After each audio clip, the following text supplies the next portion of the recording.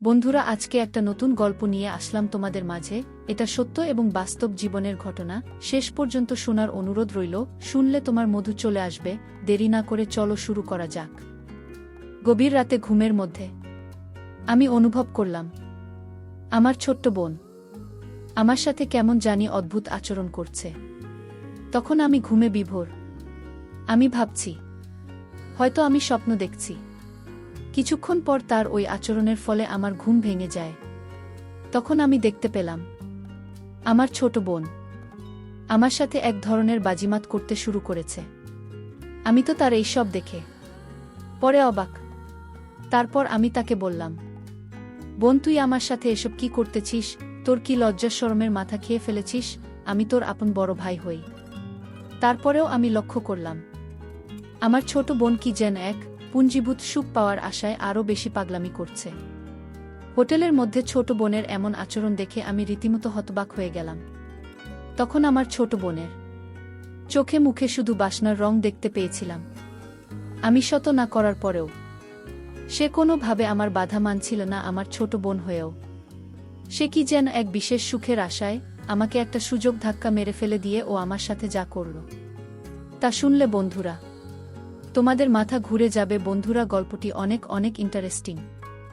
গল্পটি শোনার জন্য তোমাদের সকলের প্রতি আমার বিশেষ অনুরোধ রইল। বন্ধুরা, তোমাদের নিকট আমার ছোট্ট একটি অনুরোধ, তোমরা দয়া করে আমার চ্যানেলটি সাবস্ক্রাইব করে আমাকে সাপোর্ট করবে। হ্যালো বন্ধুরা, আমি আদনান। আমার বয়স 25 বছর। আমি পড়ালেখা শেষ করে একটি কর্পোরেট অফিসে জব করছি। আমার বাড়ি শায়েস্তাগঞ্জ। আমি ঢাকায় থাকি। আমার ফ্যামিলিতে আমি বাবা মা আর ছোট বোন রিঙ্কি, ওর বয়স 60। ওই বছর এসএসসি দেবে। বাবা বিজনেস করেন আর মা গৃহিণী। এবার আসি আসল কথায়। আমার সামনে ঈদের ছুটি, তাই বাড়ি যাওয়ার প্রস্তুতি নিলাম। সবার জন্য কেনাকাটা করলাম। বোনের জন্য 2-3টা পিস ও একটা সুন্দর বোরকা কিনলাম। তো কেনাকাটা শেষ। ট্রেনের টিকিট আগেই কাটা ছিল, তাই ঈদের 3 দিন আগে বাড়ি রওনা দিলাম। ও একটা কথা, আমি প্রায় 1 বছর পর বাড়ি যাচ্ছি। চাকরিতে জয়েন হওয়ার পর আর বাড়ি যাওয়া হয়নি, তাই সবার জন্যই কম বেশি কেনাকাটা করেছি, বিশেষ করে আমার আদরের ছোট বোন রিঙ্কির জন্য। দীর্ঘ 5 ঘন্টা জার্নি করে অবশেষে বাড়ি পৌঁছলাম। কারণ শায়েস্তাগঞ্জ শহর থেকে অনেক ভিতরে গ্রামে আমাদের বাড়ি। বাড়ি পৌঁছাতে প্রায় রাত 10টা বেজে গেল। বাড়ি গিয়ে দেখি সবাই ঘুমিয়ে গেছে। আম্মুকে ডেকে তুললাম। তারপর খাওয়া শেষ করে আমিও ঘুমিয়ে গেলাম। অনেক রাত, তাই আর রিঙ্কিকে ডাকলাম না। সকাল 6টায় দেখি ছোট বোন রুমকি ডাকাডাকি শুরু করেছে। রুমের দরজা খোলা ছিল, তাই ও বিছানার পাশে গিয়ে ডাকছে। ও ডাকছে আর বলছে, ভাইয়া, আমার গিফট কোথায়? আমি ঘুম ঘুম চোখে বলছি, যা এখন, পরে নিস, এখন ঘুমাতে তো। কিন্তু ও নাছোট বান্দা, ও গিফট না নিয়ে যাবেই না। তাই আমার গায়ের কথা ধরে টান দিয়ে কাঁথা নিয়ে গেছে। আমি লাফ দিয়ে উঠে দেখি আমার পরনের অবস্থা খারাপ। আমার তো লজ্জা অবস্থা খারাপ। আর এদিকে ও খিলখিল করে হাসছে আমাকে এই অবস্থায় দেখে। আমি তাড়াহুড়া করে বিছানার পাশ থেকে উঠলাম আর ভালো করে ওর দিকে তাকালাম। ওকে যেন আমি চিনতে পারছি না। এই 1 বছরে এত বড় হয়ে গেছে, একেবারে অচেনা লাগছে। তার রূপ এবং সৌন্দর্য যেন উপচে পড়ছে। আমি এতদিন পর আমার আদরের বোনকে দেখছি, যেন অচেনা এক পরী আমার ঘরে এসেছে। শেষে ওর ডাকে আমার ধ্যান ভাঙল। লিনকি বলল, এই ভাইয়া কি দেখছিস অমন করে? মনে হচ্ছে আমাকে কোনোদিন দেখিসনি। আমি বললাম, ও হ্যাঁ, আসলে তুই তো অনেক বড় হয়ে গেছিস, তোকে তো চিনতেই পারছি না। লিনকি বলল, ভাইয়া, তুই আমাকে পরে মন ভরে দেখিস। আগে আমার জন্য কি এনেছিস তা বের কর। আমি বললাম, ওহ দিচ্ছি দাদা। এই বলে আলমারি থেকে ওর জামা আর বট কাটা ওকে দিলাম। ও তো মহা খুশি। খুশিতে আমাকে এক অদ্ভুতভাবে ধরল। ওর এই অদ্ভুতভাবে ধরাতে আমার অবস্থা খুব খারাপ হতে লাগল। কিছুক্ষণ পরে বাথরুমে গিয়ে ফ্রেশ হলাম। বাথরুম থেকে বের হয়ে সকালের নাস্তা করলাম। নাস্তা করে রুমে বসে মোবাইলে গেম খেলছিলাম এমন সময় রিঙ্কি এসে বলল, ভাইজাগে আমাকে নিয়ে চা বাগানে ঘুরতে যেতে হবে। আমি বললাম ওকে যাব। তারপর ঈদের আগের 2 দিন আমরা ভাই বোন মিলে অনেকক্ষণ শুটিং করলাম। ঈদের দিন আমরা ভাই বোন মিলে ঘুরতে বের হলাম। লিনকি বলল, অনেক দিন জাফলং যাওয়া হয়নি, চল আমরা জাফলং যাই। আমি বললাম, যাচ্ছিলাম তো অনেক দূর, আমরা একদিনে ফিরে আসতে পারবো না। রিঙ্কি বলল, আমি জানি না, আমাকে নিয়ে যেতে হবে ভাইয়া। কিভাবে নিয়ে যাবে আমি জানি না, দরকার হলে ওখানে হোটেলে এক রাত থাকব। সমস্যা কি, আমরা তো আপন ভাই বোনই। প্লিজ ভাইয়া তুমি না করো না। আমি বললাম, আচ্ছা আম্মুকে বল যদি যেতে দিই তাহলে চল। আমার ছোট বোন রুমকি অনেক চালাক, সে কৌশলে আম্মুকে ম্যানেজ করে ফেল। তারপরের দিন আমরা ভাই বোন মিলে বেরিয়ে পড়লাম জাফলং এর উদ্দেশ্যে। যেতে যেতে দুপুর হয়ে গেল। ওখানে গিয়ে আগে থাকার ব্যবস্থা করতে হবে, যেহেতু গিয়ে ওখান থেকে দিনে দিনে আসা যাবে না। আমরা দুজনে মিলে হোটেল খুঁজতে লাগলাম। অবশেষে একটা রুম পেলাম, তাও সিঙ্গল। কি আর করা, ঈদের ছুটিতে সবাই ঘুরতে এসেছে, তাই সব বুকিং। এজন্য সিঙ্গল রুম তাই নিলাম। তারপর ব্যাগ গুছিয়ে কিছুক্ষণ রেস্ট নিয়ে বের হলাম ঘুরতে।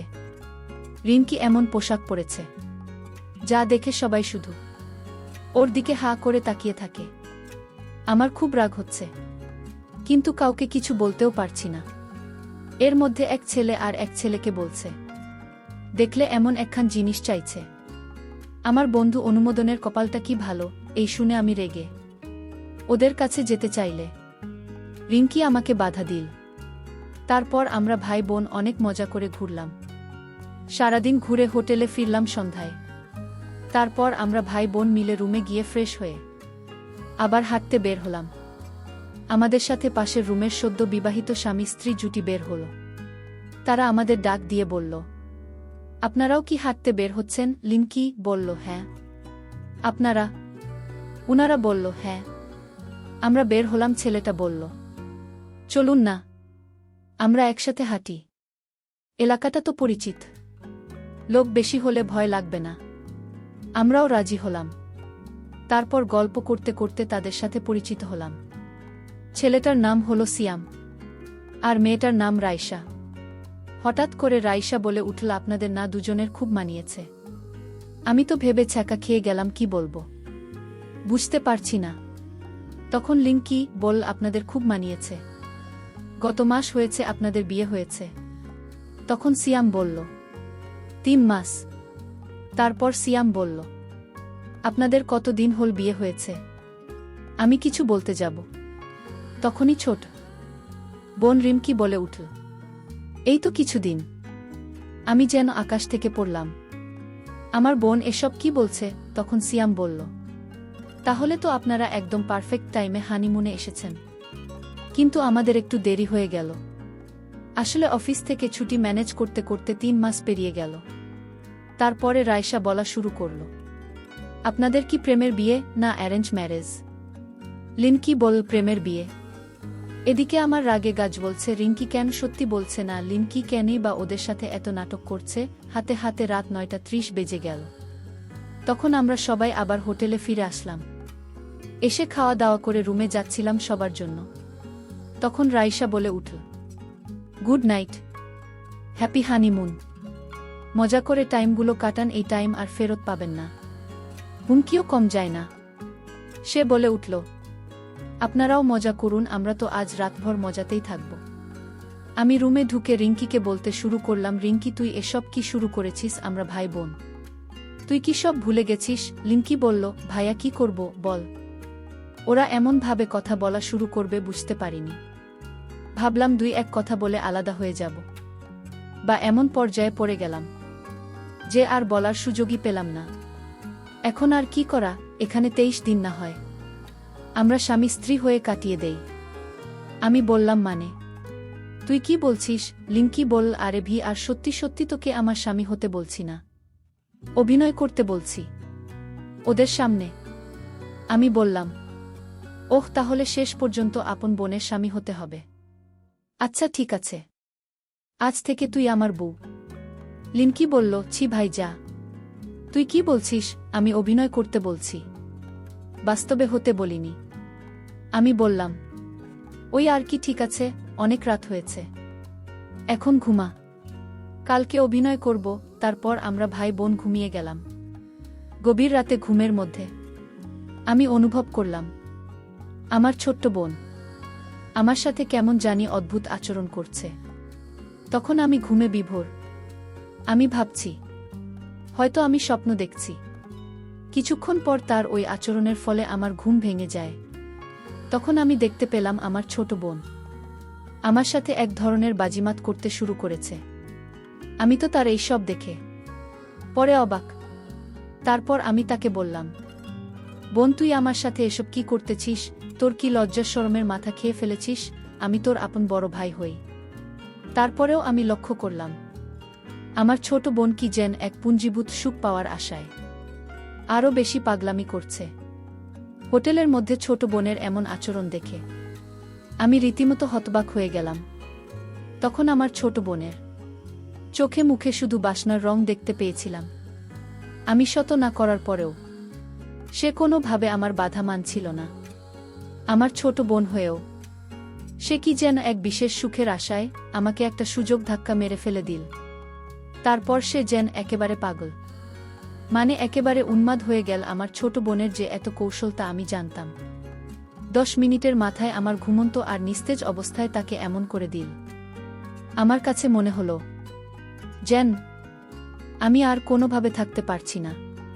তার অসম্ভব কৌশলের জাদু পেয়ে আমি তো প্রায় উন্মাদ হয়ে গেছি। শেষমেশ আমার এমন অবস্থা হল। তখন আমি বন্ধুরা সেই বিষয়টা আর ভাবার কোনো সুযোগ পেলাম না যে কে ভাই কে বোন। তখন শুধু মনের মধ্যে একটাই আকাঙ্ক্ষা, পাশে থাকা মেয়েটিকে আপন করে পাওয়ার। কিন্তু মেয়েটি যে আমার আপন বোন তা আমার মাথায় নেই। এই সময় বন্ধুরা এমন অবস্থা হয়, তখন কোনো কিছু বোঝার অবস্থা থাকে না। আমারও ঠিক সেই রকমই হয়েছিল। আমার কাছে মনে হয়েছিল যে আমি মোমো আর আমার পাশে যান আগুন জ্বালিয়ে রাখা হয়েছে। সেই আগুনের তাপে আমার সমস্ত কিছু গলে ছিন্নভিন্ন হয়ে যাচ্ছে। বারবার কেঁপে উঠছে আমার গা। আমিও তখন অজানা কোনো সুখের আশায় আমার ছোট বোনের সাথে তাল দিতে শুরু করলাম। সে আমার তাল পেয়ে মনে করল তার হাতে স্বর্গ এসে ধরা দিয়েছে। তখন আমি অনুভব করলাম যা হবার হবে। এখন যে কঠিন সময় আমার কাছে এসেছে তার মোকাবেলা আমাকে করতে হবে। ছোট বোনের কাছে কোনো কিছুতেই আমাকে পরাজিত হতে দেওয়া যাবে না। তারপর আমি চরমভাবে নেমে গেলাম। যদিও আমার ছোট বোন আমার চাইতে আরও 1 বছরের ছোট, প্রথম আমি ভাবছি হয়তো সে আমার সাথে কুলিয়ে উঠতে পারবে না। তারপর আমি যা দেখলাম তাতে তো আমি পুরোই অবাক। প্রায় 2 থেকে 2.5 ঘন্টা একনাগাড়ে প্রদর্শন করার ফলেও সে বিন্দু পরিমাণ ক্লান্ত হয় নাই। প্রায় 2 থেকে 2.5 ঘন্টা পর কোনো এক রূপকথার রাজ্য থেকে মনে হলো আমরা পৃথিবীতে ফিরে এসেছিলাম। বন্ধুরা, তারপরেও সেখানে আরও 2 দিন থেকেছিলাম। আর সেই 2 দিনেও আমার ছোট বোনের সাথে আমার এই রকমই হয়েছিল। বন্ধুরা, ঘটনাটি আমার অতীতের একটি অপ্রত্যাশিত ঘটনা, যা হয়তো তোমরা বিশ্বাস করবে না, তারপরেও সত্যিই তাই। বন্ধুরা, পৃথিবীতে হয়তো এরকম কিছু ঘটনা ঘটে যা কখনো বিশ্বাসের অযোগ্য বলে মনে হয়, তারপরে ওই সমস্ত ঘটনা বাস্তব। আমার ক্ষেত্রেও ঠিক তেমনি হয়েছিল। পরিশেষে আমি তোমাদেরকে বলবো, বন্ধুরা, যখন কোনো ছেলে অথবা মেয়ে সাবালক হয় তখন প্রত্যেকটা মানুষ, মানে ভাই হোক, বোন হোক বা বাহক বা অন্য যে কেউ হোক, তাদের সকলের স্বাধীনতা থাকা প্রয়োজন। একসাথে বসবাস করা, একসাথে থাকা, সব কিছু থেকে পৃথক থাকাই উচিত। এতে করে মানুষের চাহিদা কম থাকবে। তাহলে হয়তো এরকম ধরনের নিষিদ্ধ দুর্ঘটনা আমাদের সমাজে কম হবে।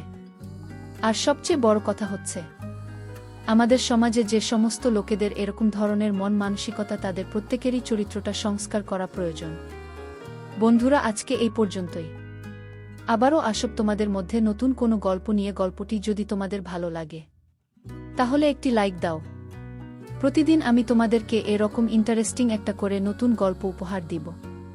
তাই তোমাদেরকে অনুরোধ করে বলছি, তোমরা যদি এরকম ধরনের ইন্টারেস্টিং গল্প পেতে চাও তাহলে দয়া করে আমার চ্যানেলটিকে সাবস্ক্রাইব করো। অবশেষে তোমাদের সকলের সুস্বাস্থ্য কামনা করি। ভিডিওটি দেখার জন্য তোমাদের সকলকে অসংখ্য ধন্যবাদ।